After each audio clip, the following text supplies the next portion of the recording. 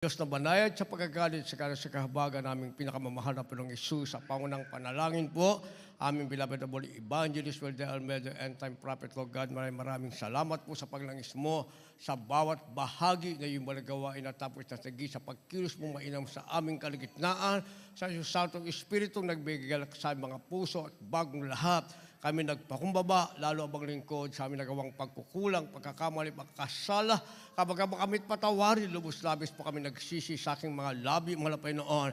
Ikaw po maglagay, makatagal dapat bigkasin, buksang pangunawa, kaisipan ng bawat nakikinig. Patuloy mo kaming samahan ng iyong kapangyarihan. Sa pangalan ni Jesus, unbelief and doubt, Satan cast out, be bound into hell, and be there forever in the name of our dearest. Jesus we pray. Amen and amen. Everybody say, praise the Lord. At una tigit sa lahat, ang pinakamataas na pagpupurit, pasalamat, kalwalatian at kadakilaan ay tangi lamang sa ating Diyos na buhay at makapangyarihan, na walang iba sa ating pinakamamahal na Panginoong Jesucristo. At ako po'y nagpaabot ng dobling paggalang sa ating pong beloved, honorable parents in the Lord, at lagi po nating inaalala at hindi malilimutan ang mga aral at turo na sa atin ay iniwan, mga minamahal ng ating beloved Honorable Evangelist Welder Almedo, the end time prophet of our loving God, gayon din ating beloved Almastant Pastor, our beloved Mama Dear, at ako'y nagpabot ng pagbati at paggalang sa mga beloved children ng ating beloved parents in the Lord, at magandang hapon sa inyo lahat, sa ating pinagpalang mga baguhan, at sa ating pong mga viewers sa ating pong live webcast. At ngayon, mga minamahal, tayo po ay nasa tunay na Kapaskuhan, pagdiriwang sa kapanganakan ng ating pinakamamahal na Jesucristo. Ang ating topic nasa ating monitor, the heart of Christmas and grace of God. The heart of Christmas and the grace of God. Pakilagyan nyo ng D, the grace of God. Ang puso ng Pasko at ang biyaya ng Diyos. Pakilagyan. Kulang yung ating kulang tayo sa conjunction.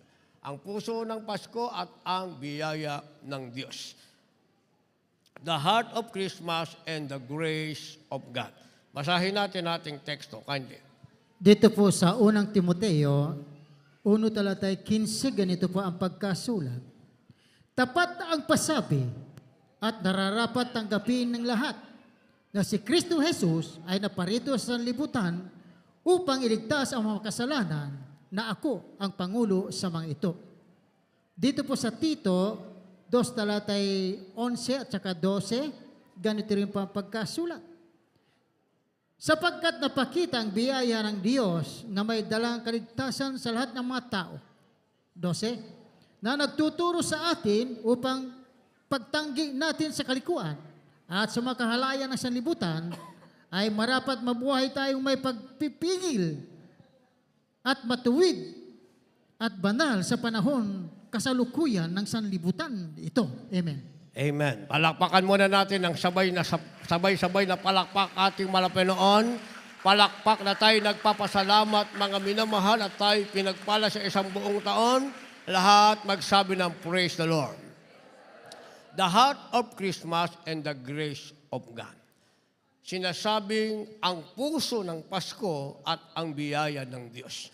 Dumating sa atin ang biyaya ng Diyos dahil merong tinatawag na heart of Christmas o yung puso ng Pasko. Kaya ang Pasko hindi lamang Pasko, mga minamahan, hindi lamang tayo nagdiriwang dahil ipinagdiriwang ng buong mundo, bagkus dapat natin maunawaan what is the heart of Christmas. Ano ba yung puso ng Pasko, mga minamahan?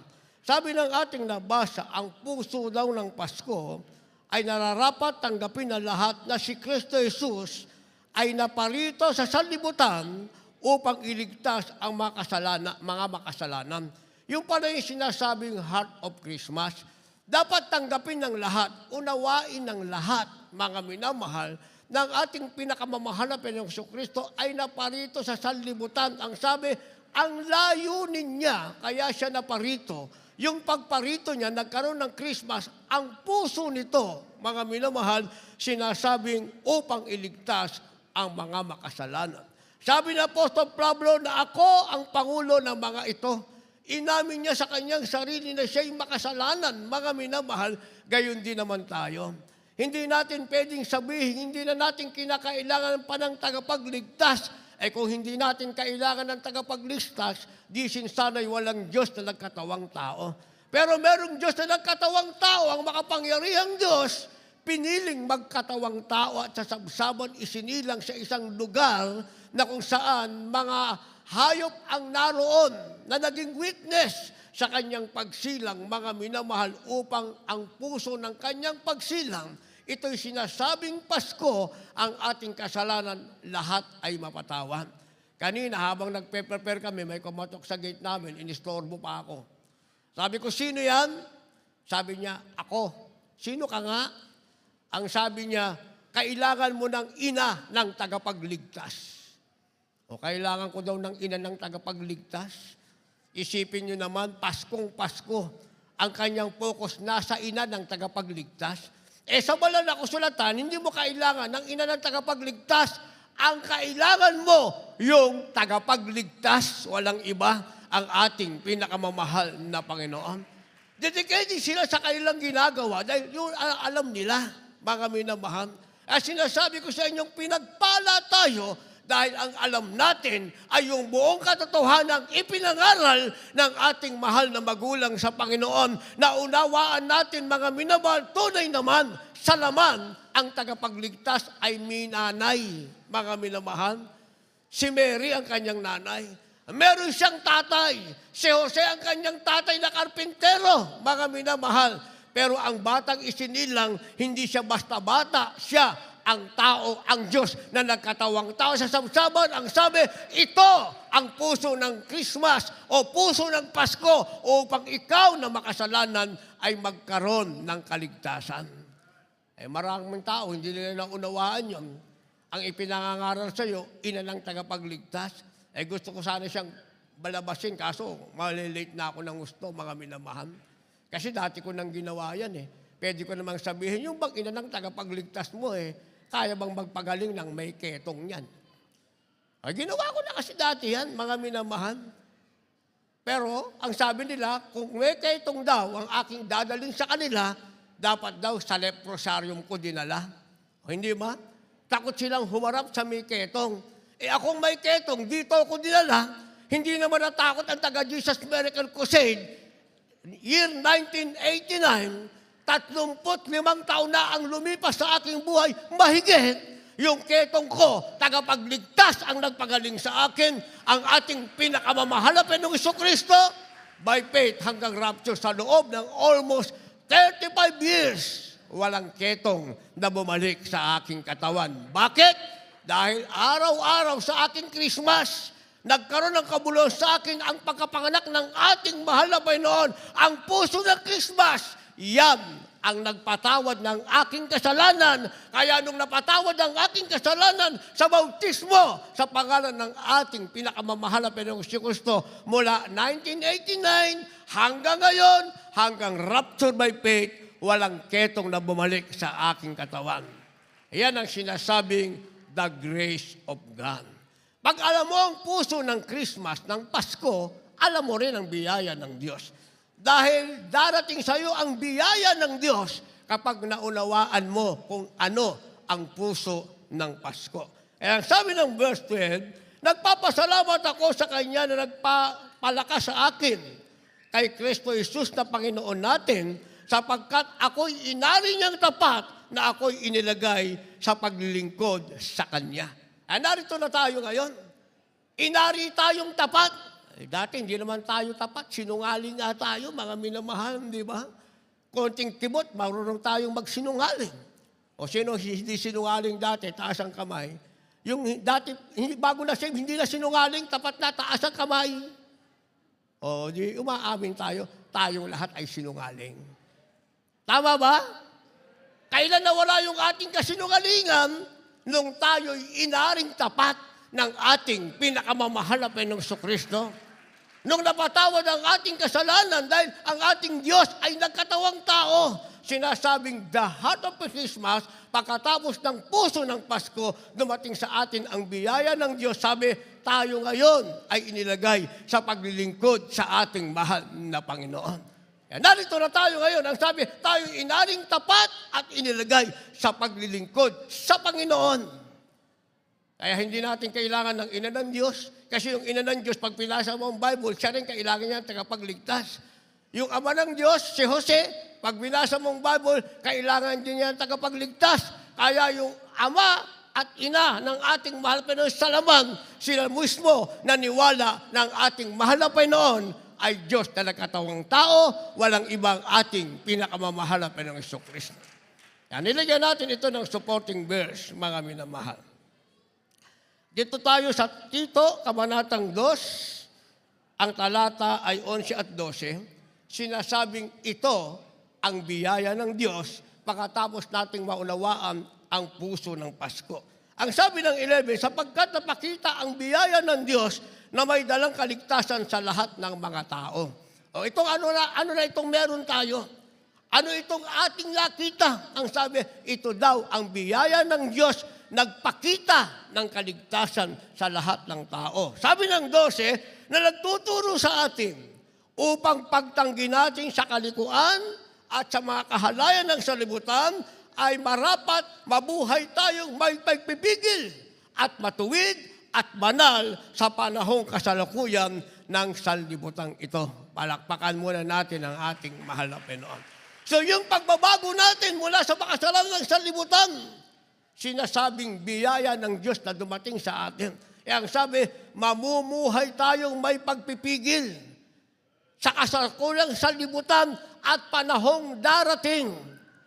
Kaya hinihintay natin ang pagbabalik ng Diyos. Hindi ka nabuhay na Kristiyano pagkatapos mong mabautismuhan. Dapat mabuhay kang Kristiyano kung nasa iyo ang puso ng Pasko at nasa iyo ang biyaya ng Diyos. Ang sabi, pagkatapos na tayo'y tumanggi sa kalikuan at kahalayan ng sanlibutan, marapat tayong mabuhay, may pagpipigil, matuwid at banal sa panahong kasalukuyan ng sanglibutang ito. Pagiging Kristiyano natin, hindi kagaya ng iba. Sandali lang. Ang tunay na Kristiyanong namumuhay sa biyaya ng Diyos sapagkat naunawaan niya ang puso ng Pasko, namumuhay siya ng may kabanalan, nasa katwiran mula sa pagkatawag hanggang sa pagbabalik ng ating pinakamamahal na Panginoong Jesucristo. Pag ganyan ang ating pamumuhay, walang karamdamang babalik sa inyo. Hindi ka na babalik sa kahirapan. Kaya kong sabihin kasi nangyari sa akin. Wala nang karamdamang bumalik sa akin. Ibig ko sabihin, yung ketong na umalis sa akin, hindi na bumalik. Mahirap kasi yung pabalik-balik ka sa karamdaman. Hindi ba mahirap? Kaya meron akong isinumpa sa buhay ko. Yung panahon na ako'y may karamdamang ketong, 2 taon. Isinumpa ko yan sa buhay ko, mga minamahal. Magkaroon ka ng 2 ketong. 2 taon, magkaroon ka ng ketong. Hindi mo alam ano magiging kinabukasan mo. Wala ka ng pangarap, mabibigyan pang katuparan. Hindi ka makakilos. Pero na ako'y pinalaya ng ating mahal na Panginoon. Ito na ngayon ang biyaya ng Diyos, dumating sa akin ang puso ng Pasko. Sabi ng banal na kasulatan, mga minamahal, pagkatapos nating maunawaan ang puso ng Pasko na ito ang biyaya ng Diyos, merong sinasabing the measure of love. The measure of love, ang ibig sabihin, ang sukatan ng pag-ibig. Gaano ba kahaba ang pag-ibig mo sa Diyos? Nasukat mo na ba?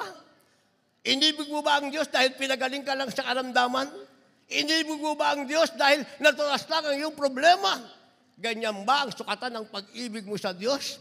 Anong ibig sabihin ng the measure of love o ang sukatan ng pag-ibig? Basa. Dito po sa aklat ng Efeso Kapitulo 3, ang talatay 17. Na si Kristo ay manahan sa inyong mga puso sa pamagitan ng pananampalataya, upang kung kayo'y mag-ugat at magtumibay sa pag-ibig. Dito po sa aklat ng Efeso Kapitulo 6, ang talatay 6 at 7. Hindi ang paglilingkod sa paningin na gaya ng pagbibigay lugod sa mga tao, kundi bagkus, gaya ng mga alipin ni Kristo na ginagawa mula sa puso ang kalooban ng Diyos. Maglingkod na may mabuting kalooban na gaya ng sa Panginoon at hindi sa mga tao. Palapakan muna natin ang ating mahal na Panginoon. Lahat magsabi ng praise the Lord. Ito pala ang sinasabing sukatan ng pag-ibig. Ang sabi, maging matibay ka. At pag naglingkod ka sa Diyos, hindi ka naglilingkod sa paningin ng tao. Hindi mo ipinakikita sa tao ano ang ginagawa mo. O kaya hindi mo yan ginagawa dahil nakikita ka ng tao. Sabi ng ating nabasa, ang sukatan ng pag-ibig mo sa Diyos, kagaya ng pag-ibig ng Diyos sa iyo, mahaba ang sukat. Ang sabi, mas malawak sa dagat, mga minamahal. Hindi ba? Ang pag-ibig ng Diyos, mas malawak pa sa dagat. Mas malawak pa sa mundong ito, ang pag-ibig ng Diyos. Ibig sabihin, walang sukat. Dahil kung sinukat ng Diyos ang kanyang pag-ibig sa iyo, ikaw, brother, bibigyan kita ng pag-ibig na may sukat. Sa 10 pagkakamali mo, nasa impyerno ka na. Ikaw, sister, bibigyan kita ng pag-ibig na may sukat. Pag nagkamali ka ng 10 beses, nasa impyerno ka na rin. Pero hindi ganoon ang pag-ibig ng Diyos sa atin. Ang pag-ibig ng Diyos walang sukat. Kaya naman sa kabila ng napakaraming kasalanan natin, ang ginawa ng Diyos, binigyan tayo ng pag-ibig na walang sukat. Tinawag tayo sa katotohanan ito para mapasa atin ang pag-ibig ng Diyos na walang sukat. Sabi ng banal na kasulatan, tinalikuran, tinapon ng Diyos ang ating kasalanan sa ating likuran, kinalimutan niya ang ating pagsalangsang. Ang tinignan ng Diyos, mga minamahal, yung pagtawag niya sa iyo, ilalagay ka sa paglilingkod, inaasahan ng Diyos, kung ang pag-ibig niya sa iyo ay walang sukat, dapat ang pag-ibig mo sa Diyos ay walang sukat. Ibig sabihin, mahaba, walang katapusan, mga minamahal. Sabi ng ating nabasa na si Kristo ay manahan sa inyong mga puso sa magitan ng pananampalataya upang kung kayo'y mag-ugat, ay magtumibay sa pag-ibig. Yung pala yung pag-ibig na walang sukat, umuugat at tumitibay. Lahat magsabi ng praise the Lord. Yung bang pag-ibig natin sa Diyos? Tumitibay ba, mga minamahal, at umuugat? Pag sinabing ang pag-ibig mo sa Diyos ay matibay at umuugat, ang ibig sabihin niya, kahit anong mangyari, hindi ka mawawala sa paglilingkod sa ating pinakamamahal na Panginoong Kristo.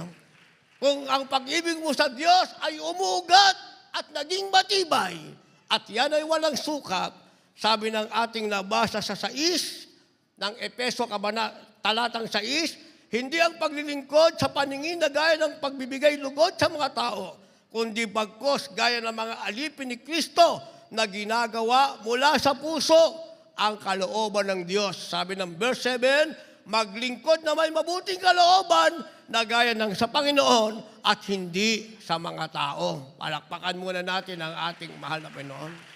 Yung pala yung pag-ibig na walang sukat, umuugat at tumitibay dahil walang sukat. Ibig sabihin, walang hangganan ang pag-ibig natin sa Diyos.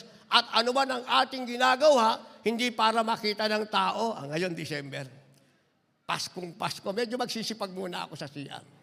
Punas dito, punas doon, buhos dito, buhos doon.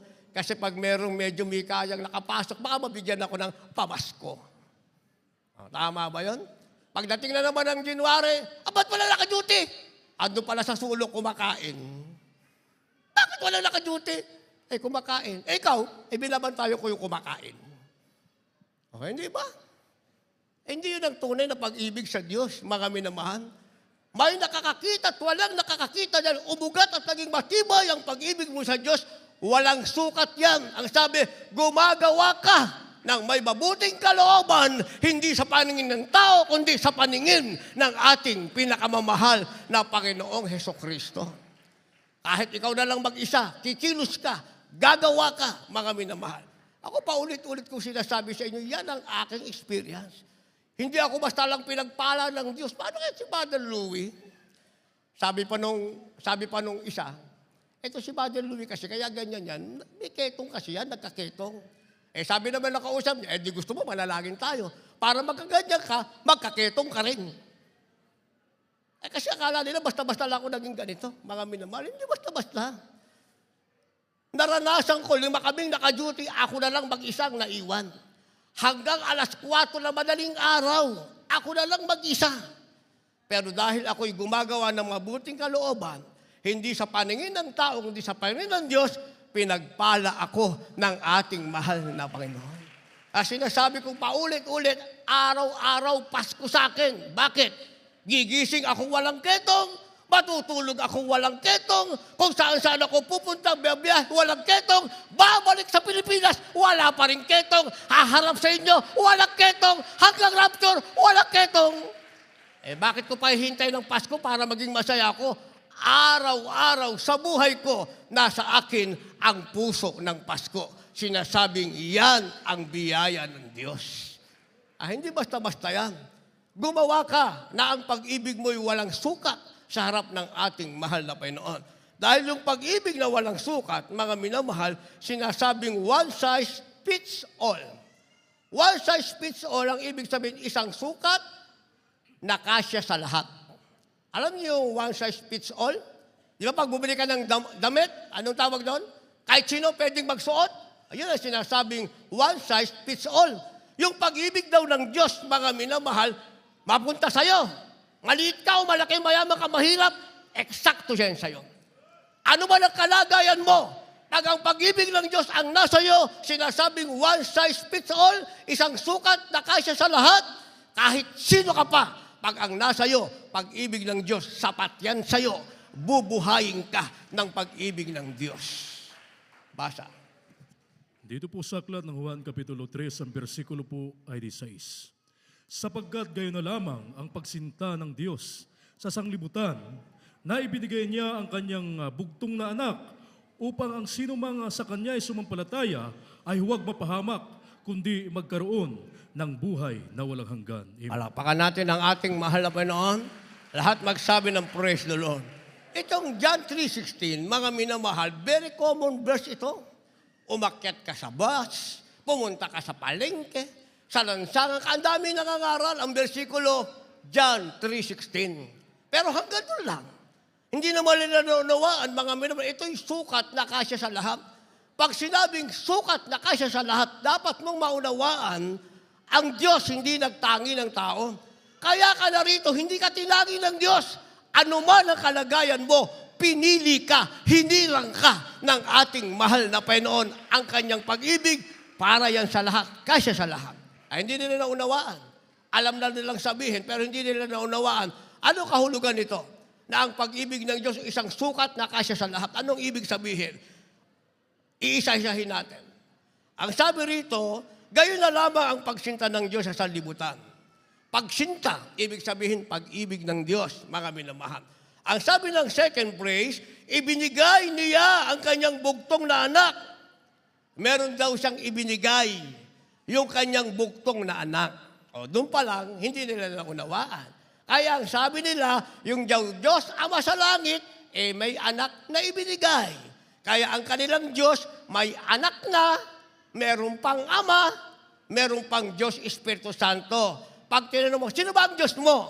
Diyos Ama, Diyos Anak, Diyos Espiritu Santo. Ilang ba ang Diyos? 3. Sa banal na kasulatan, isa lang ang Diyos. Yung Diyos Ama, hindi siya nakikita. Sinasabing God the Father Himself is the unseen God, Diyos na hindi nakikita. Dahil Diyos siyang hindi nakikita, siya ay Holy Spirit. Kaya nga hindi nakikita, Holy Spirit. Naintindihan natin. Yung Diyos na hindi nakikita, nagbigay siya ng puso ng Pasko, nang isilang siya sa sabsaban. Ang ibig sabihin, nagkatawang tao siya. Kaya pag in English mo, He gave His only begotten Son. And what is the meaning of only begotten? Pag sinabi natin only begotten o bugtong na anak, ang ibig sabihin niyan, isang Diyos. Yung isang Diyos sa langit na hindi nakikita, ang Ama, nagkatawang tao, nang nagkatawang tao siya, tinawag siyang anak ng Diyos. Ibig sabihin, iisa lang ang Diyos. Ano ang pangalan niya? Sabi ng banal na kasulatan, tatawagin siyang Jesus, na kung liliwanagin ay Emmanuel. Ang ibig sabihin, sumasa atin ang Diyos. Naintindihan niyo na? Yun ang ibig sabihin. Ibinigay ng Diyos ang kanyang sarili. Sinasabing bugtong na anak o only begotten Son. Nung ibinigay niya na, sabi ng ating susunod na babasahin, ang sabi, ang sa kanya ay sumampalataya ay huwag mapahamak, kundi magkaroon ng buhay na walang hanggan. Kaya pala sinasabi ito, mga minamahal, one size fits all, o isang sukat na kasya sa lahat. Dahil pag sumampalataya ka na ang Diyos Ama, ibinigay niya ang kanyang sarili, nagkatawang tao siya, sinampalatayanan mo siya, ang pananampalataya mo, ang sabi, magdadala sa iyo sa buhay na walang hanggan. Paano kayo kung hindi mo maintindihan? Ilan ba talaga ang Diyos? Sabi nung kausap mo, Diyos Ama, Diyos Anak, Diyos Espiritu Santo. Pag tinanong mo siya, ilan ba ang Diyos? O sinabi niya, isa. Sandali lang, Brad.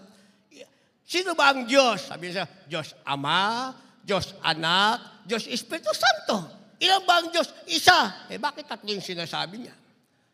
Kasi hindi niya nga maunawaan. Mga minamahal, hindi niya maintindihan. Gayong simple na naman, ilan ba ang Diyos? Isa lang ang Diyos. Sino siya? God the Father, the Creator. Hindi nakikita, Espiritu Santo. Nagkatawang tao, nung nagkatawang tao siya, tinawag na Son of God, ang ibig sabihin, ang Diyos Ama, binigay ang kanyang sarili, dahil nasa laman na siya, ang tawag sa kanya, anak ng Diyos. Pag sinampalatayan mo, siya ang iisang Diyos, ang sabi, meron kang buhay na walang hanggan. Kung naunawaan mo yan, isang sukat na kasya sa lahat, kahit sino ka pa, ano man ang kalagayan mo, sinampalatayanan mo na yan, ang buhay na walang hanggan ay para sa iyo. Wala kang bahagi sa impyerno dahil sinampalatayanan mo yan, naniwala ka, naunawaan mo. Isa lang ang Diyos na katawang tao, kaya sinasabing Heart of Christmas, nasa iyo ang biyaya ng Diyos, ang biyaya ng Diyos, ikaw ngayon ay tagapagmana ng buhay na walang hanggan. Naintindihan natin. And finally, mga minamahal, meron tayong sinasabing the perfect gift. Perfect. Ang ibig sabihin, ang sakdal na regalo. Nakatanggap na kayo ng regalo? Sino nakatanggap ng regalo? Taas ang kamay. Yung hindi pa, baba mo ng kamay. Yung hindi pa, taas ang kamay. Mamaya, may regalo kayo. Sinasabi ko, mamaya, may regalo kayo. Taas ang kamay na wala pa regalo. Ayan. Okay. Mamaya, may regalo kayo. Sinasabi ko, meron kayong hamburger mamaya. Mainit-init pa. Diba? Pero para sa kapate yan yung hamburger. Yung mga choir, meron kayong sariling pagkain. And diba? Makikikain kami sa inyo. Pero yung in-order natin mainit na hamburger, para kanino yon? Para kanino? Para sa kapatiran. Kaya pag dinistribute natin yon, ang choir member, hihingi o hindi? Siguraduhin nyo yan. Kasi nandun ako sa taas, nakapaikot yung camera. Pag may nakita akong humingi ng burger, lagot kayo mamaya. Para sa kapatiran yung burger. Ay, nakabalot naman nating mga gifts. Para kanino yan? Para sa ating mga mababang kapalaran na kapatiran. Mga indigent brethren natin, mga minamahal. Baka mamaya dumami yung indigent natin. Huwag kayong mag-alala, meron na kaming listahan.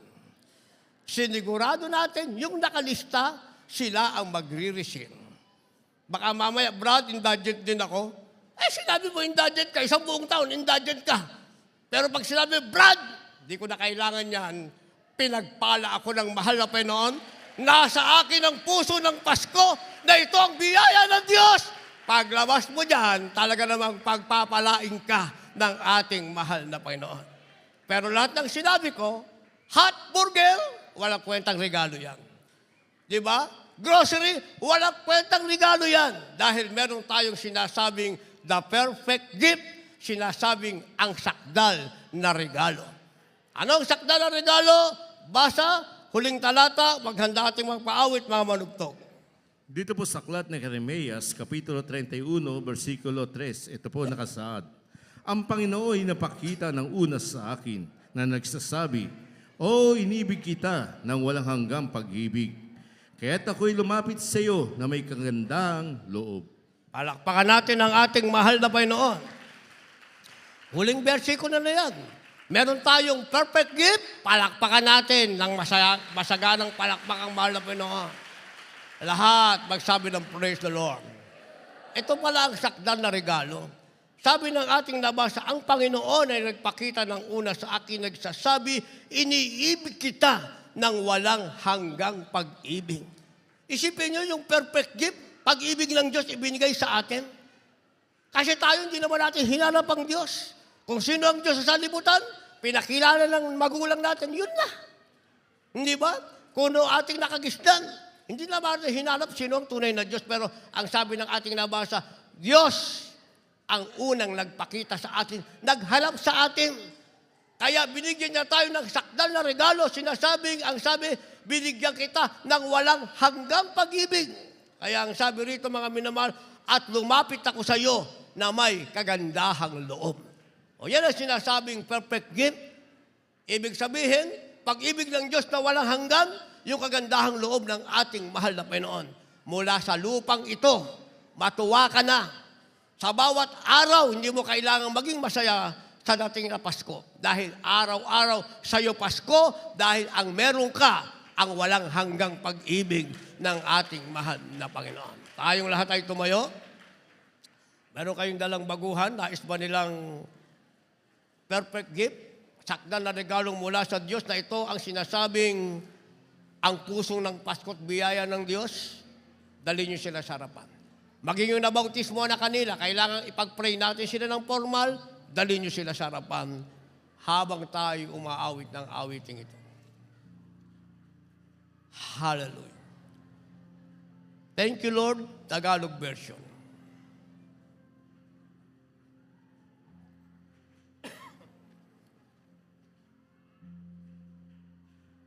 Hallelujah.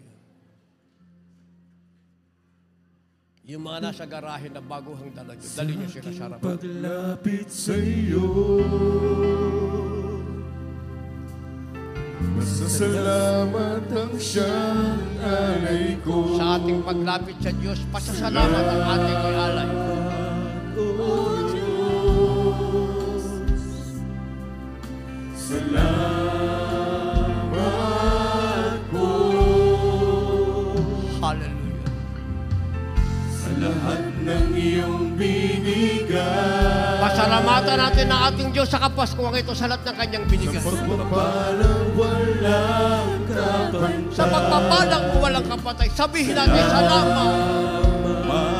O Diyos, Salamat, O Diyos. Salamat po. salamat po. Ng buong puso, May kagalakan. may kagalakan. Itataas Mataas naman ang iyong galang. ang iyong ngalan. Salamat. Salamat, O Diyos. Hallelujah. Salamat po, salamat. Iparinig natin sa ating palapeno sa kapangkuhan ito ang ating pasasalamat. Salamat, O Diyos. Hallelujah. Salamat po, salamat. Salamat po, Diyos. Salamat po. Salamat po. Hallelujah.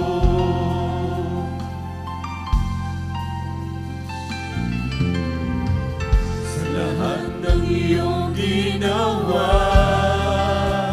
Sa liwanag, sa liwanag na sa iyo nagmula. dati tayong nasa kadiliman ngayon nasa liwanag. Sabihin natin, salamat, O Diyos. Salamat po. Salamat po. Hallelujah. Kasalanan ko'y nilinis. Ilinis ang ating kasalanan. Paghihirap. Paghihirap ko ay iyong hinalis. Sambitin ang ating mga labi. Salamat. Salamat, O Salamat, O Diyos. Diyos. Hallelujah, hallelujah. Sa Kapasko nito, banggitin ang ating mga labi. Salamat po. Hallelujah. Ng buong puso, May kagalakan. may kagalakan. Itataas lamang Itataas ang lamang iyong alam. ang iyong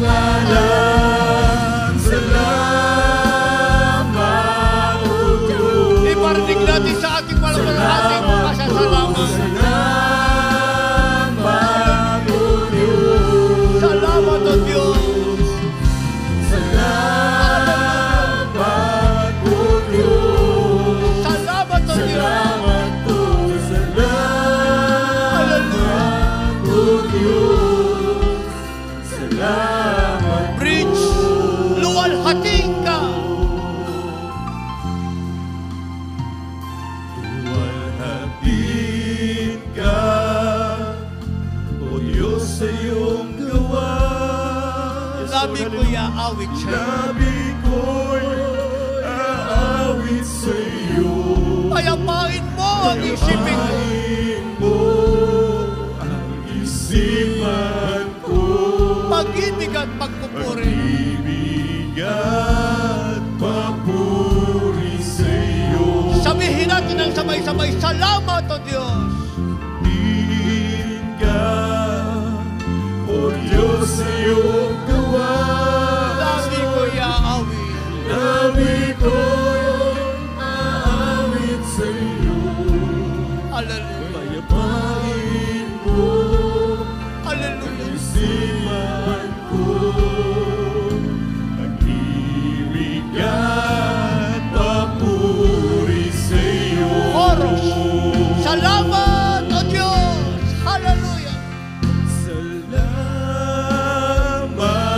O Diyos. Sabihin natin salamat. Salamat po. Salamat, O Diyos. Salamat o Diyos. Salamat, O Diyos. Salamat po. Salamat, O Diyos. Salamat, O Diyos. Salamat po. Salamat, O Diyos. Salamat,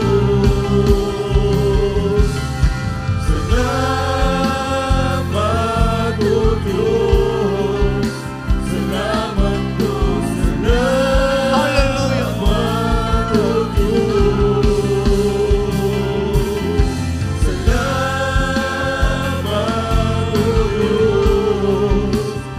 Salamat po. Salamat, O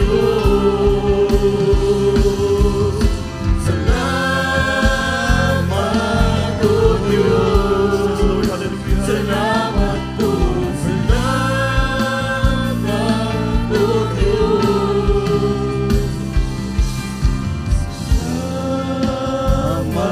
O Diyos.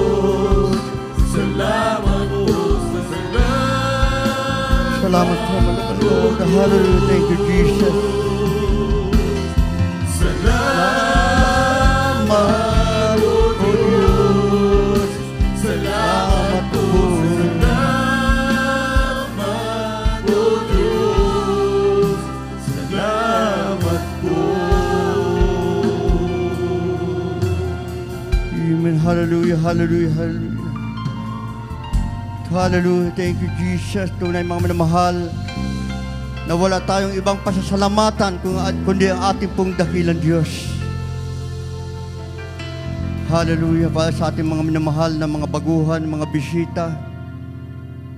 Tunay na kayo po'y pinagpala ng ating pong pinakamamahal na Panginoon. Na sa Kapaskuhang ito, nasumpungan niyo po ang puso ng Pasko. Na ito po mga minamahal walang iba, kundi ang ating pong tagapagligtas, ang ating pong pinakamamahal na Panginoong Diyos. Na ito po ang napakahalaga na kinakailangan masumpungan ng tao.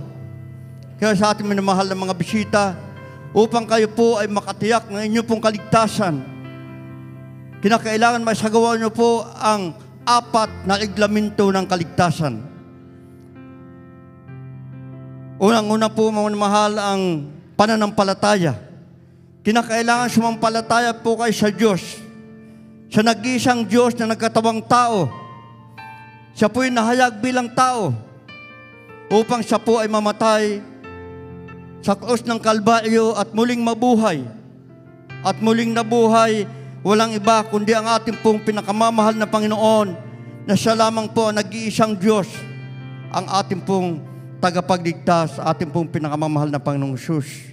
Nakiyan po ang kinakailangan ating pong sampalatayanan. Ang pangalawa po ay pagsisisi.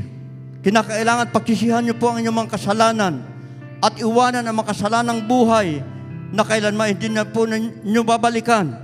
Kapag nakita ng ating pong dakilang Diyos na nais niyong totoong magbago, nais niyong maging banal at matuwid sa harapan ng ating pong dakilang Diyos, tutulungan po kayo ng ating pong pinakamamahal na Panginoong Jesus.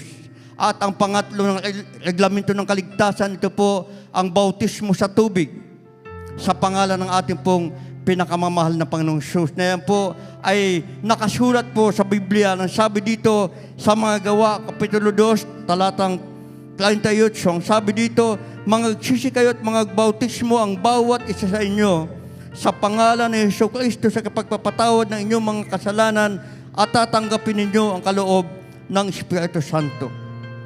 So kapag nagbautismo ka sa tubig sa pangalan ng ating pong pinakamamahal na Panginoong Hesus, mapapatawad ang iyong mga kasalanan. At sabi dito, tatanggapin nyo ang kaloob ng Espiritu Santo. At ang pang-apat, ito po, mga mahal, ay ang bautismo ng Espiritu Santo. Ang Diyos na po ang magsasagawa niyan. Na sa takdang panahon, kayo din po ay tatanggap ng bautismo ng Espiritu Santo kapag kayo po nagpatuloy sa pagdalo, sa paglilingkod sa ating pong dakilang Diyos. Ang bautismo ng Espiritu Santo na may tanda ng pagsasalta ng iba't ibang wika ay daating din po sa inyo. Kaya sa ating mga mahal mga bisita, sundin niyo po ang panalangin ito na aking pong bibigkasin, taos pusong pagtanggap sa ating pong pinakamamahal na Panginoon. Sabihin niyo po, dakilang Diyos, ang mga madal sa makapangyarihang pangalan ng aming pinakamamahal na Panginoon Hesus, ako po ay isang taong makasalanan. Subalit ako nagsisisi sa lahat ng aking mga nagawa, mga pagkakasala, mula na ako magkaisip hanggang sa mga oras na ito. Patawain mo po ako, O Diyos, sa lahat ng aking mga nagawang mga pagkakasala. Tinatanggap kita bilang aking Diyos at aking tagapagligtas. Mahal na Panginoon, gawin po akong tunay na Kristiyano sa puso, sa gawa at sa katotohanan. Iligtas mo pa ako sa ng aking mamahal sa buhay sa pangalan ni Jesus na aking tinanggap. Amen. Amen. Hallelujah. Kami po'y manalangin po para sa inyo. Opo, dakilang Ama, Diyos na makapangyarihan sa lahat. Amin pong pinakamamahal na Panginoong Hesus. Sa una't panalangin po ng aming pong minamahal, kinagal na Pastor Evangelist Willie Estrada Almeida. Mahal na Panginoon, sa lahat ng mga baguhan tumanggap sa iyong dakilang pangalan, patawain po ang bawat sa kanila, mahal na Panginoon, at isulat mo po, Diyos, ang kanilang mga pangalan sa aklat ng buhay. Iligtas mo po sila, mahal na Panginoon, sa puno ng kanilang sa buhay, sa makapangyarihan pangalan ni Jesus. Amen. Amen. Hallelujah. Mga minamahal, sa ating mga minamahal na mga baguhan, yung panampalataya at pagsisisi, nasagawa na po. Yung pangatlong reglamento mga pagkatapos ng ating banagawain, kayo po ay magpabautismo sa tubig sa pangalan ng ating pong pinakamamahal na Panginoong Hesus upang lubusan na po kayong mapatawad at kayo po maging tagapagmana ng buhay na walang hanggan.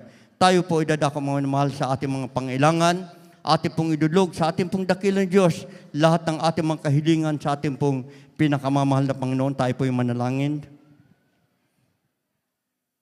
Dakilang Diyos ang mga banal, sa pangalan mo ang pinakamamahal na Panginoong Hesus, sa una't panalangin po ng aming po minamahal ginagal na Pastor Evangelist Willie Estrada Almeida.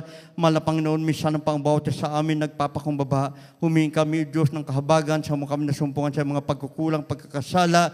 Mahal na Panginoon, patawain po ang bautis sa amin, O Diyos, at nakikita mo, mahal na Panginoon, ang lahat ng pangailangan ng aming mga minamahal na mga kapatiran. Tugon mo po, Diyos, ang lahat ng kalamang kahilingan sa iyo at patuloy po ng dalangin, mahal na Panginoon. Hallelujah, the whole Almeida family, patuloy mo silang pagpalain, pag-ingatan, mahal na Panginoon, bigyan ng kalakasan ng bawat isa, mahal na Panginoon, maging sa bawat isa sa amin, mahal na Panginoon, pagpalain mo kami, tugunin mo ang lahat ng mga kahilingan ng iyong mga anak sa gabing ito, sa makapangyarihang pangalan ni Jesus. Amen, amen, hallelujah, mga minamahal. Ipatong po natin ang ating mga kanang kamay sa ating mga ulo at yung kaliwang kamay ilagay po natin doon sa bahagi kung nasaan yung ang may parte ng karamdaman, sama-sama po natin palayasin yan sa makapangyarihang pangalan ng ating pong pinakamamahal na Panginoong Hesus, maging mga problema, ito po yung malutas. Amen. Hallelujah. Dakilang Diyos ang mga banal sa pangalan mo ang pinakamamahal na Panginoong Hesus. Hallelujah. Sa unat panalangin na ang beloved pastor, mahal na Panginoon, sa pangkapangyarihang pangalan mo in the name of Jesus. Hallelujah. Sama-sama namin pinapalayas lahat ng uri ng karamdaman, katulad ng cancer, leukemia, diabetes, pagka-paralyzed, high blood, be healed Behel katawa in Jesus' name. Hallelujah. Problem be solved in Jesus' name. Vices began in Jesus' name. Hallelujah. Demons of alcoholism, weaknesses, cast out in Jesus' name. Demons of carnality, pride, vainglory, cast out in Jesus' name. Hallelujah. Behel in Jesus' name. Hallelujah. Hallelujah. Hallelujah. Praise the Lord. Hallelujah. Mga minamahal, bilang ating pong pusong pagkapasalamat sa ating pong dakilang Diyos, ating pong sama-samang banggitin po ang Hallelujah, praise the Lord, kasabay pong paglukso 3 beses upang yung masamang espiritong pinalayas po natin, ito po ay hindi na po babalik. Sabay-sabay tayo mga minamahal. Hallelujah, praise the Lord. Hallelujah, praise the Lord. Hallelujah, praise the Lord. Ating pong palakpakan ng ating pong dakilang Diyos.